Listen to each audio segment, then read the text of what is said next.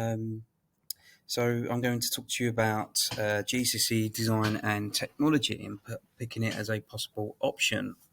Potentially, you could be either taught by myself or by Miss Woodhouse, who I'm sure you've got to know this year since she started.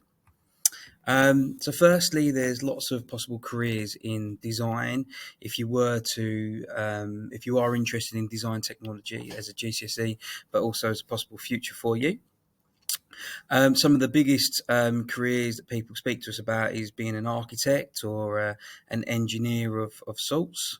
There's lots of different types of engineering, such as aerospace engineering, design engineer, civil engineer, where you get to build and design and make lots of things. You could go into industrial design and become a designer and design everyday objects that you use today. Potentially, design technology could be a start where you go into fashion design. Maybe that's something that interests you, working in that industry, as well as graphic design, and it's quite closely aligned with art as well. Graphic design, designing graphics for magazines, newspapers, online as well. So some great careers if you're interested, if you're very creative, you like making, you like building, you like designing things. So it might be well worth you having a look into.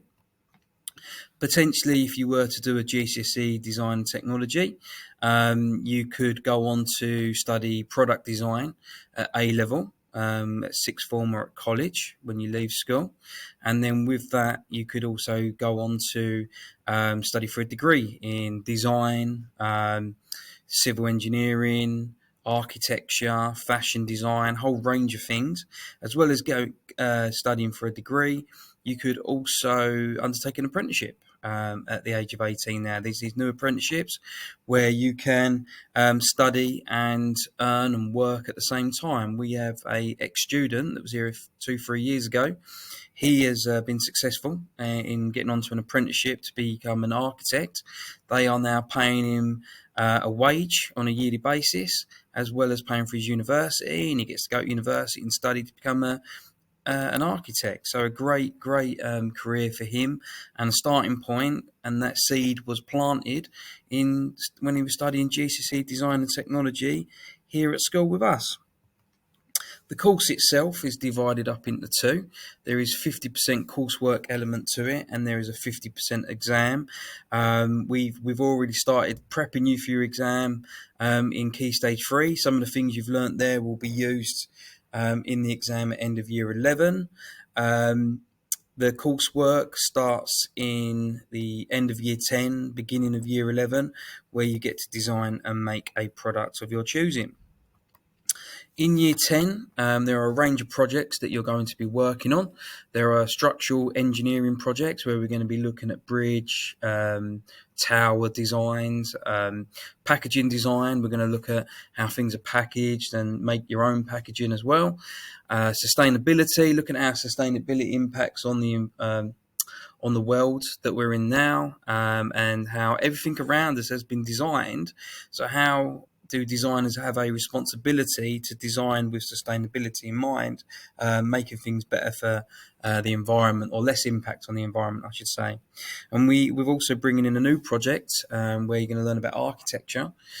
So that'll be a great one to have in the portfolio for anyone that wants to go on to study that kind of degree.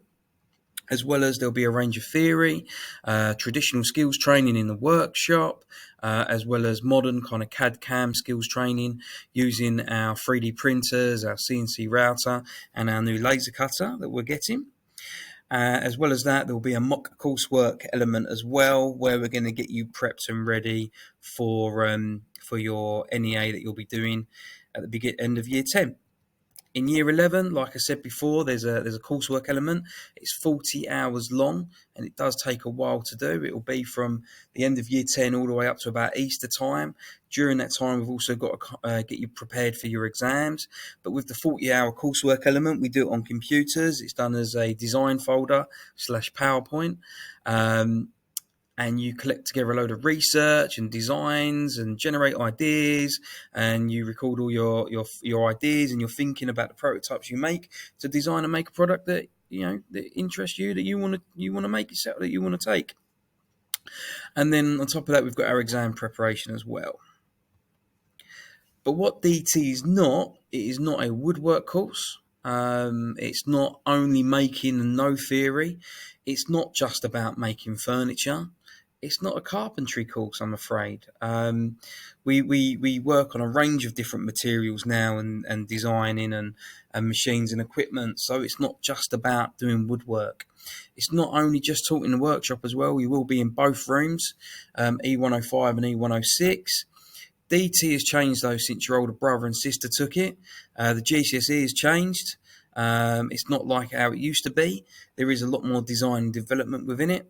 It's not how your parents used to do it at school as well. It's not the old CDT where it was just making all the time. There is a lot more design, development, and elements of theory within it. We design and make like engineers of tomorrow.